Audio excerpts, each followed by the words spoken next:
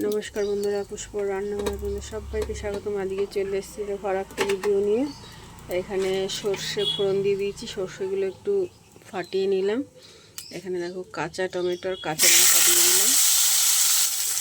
দেখো স্বাদ মতো লবণ আর হলুদ দিয়ে দিয়েছি। আজকে টমেটো ভাজা করব, কাঁচা টমেটো ভাজা। চলো এবার ঢাকা দিয়ে দিই।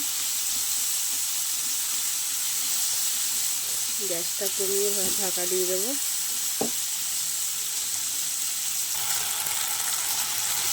দেখো বন্ধুরা, কাঁচা টমেটো ভাজা আমার প্রায় হয়ে এসছে। চলো এবার নামিয়ে নেব। কারা কারা এরকম কাঁচা টমেটো ভাজা খাও অবশ্যই কিন্তু জানিও বন্ধুরা।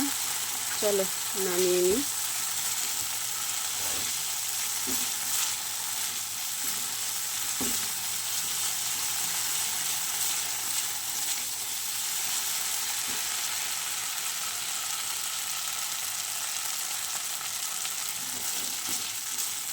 এর মধ্যে মাছ দিয়েও ভাজা করা যায়, টক টক লাগবে, ভালোই লাগে।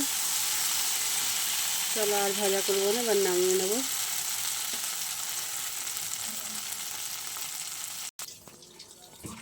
দেখো বন্ধুরা, নামিয়ে নিয়েছি। কেমন হয়েছে অবশ্যই জানিও। আর আমার রেসিপি তোমাদের যদি ভালো লাগে প্লিজ একটা কমেন্ট, একটা শেয়ার অবশ্যই করো। চলো আজকের মতো রাখি, দেখা হবে নতুন কোনো ভিডিও নিয়ে আগামীকাল। তোমরা সবাই ভালো থেকো।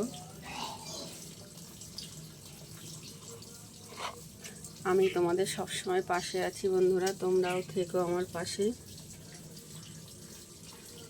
আমরা একে অপরের পাশে সব সময় থাকবো।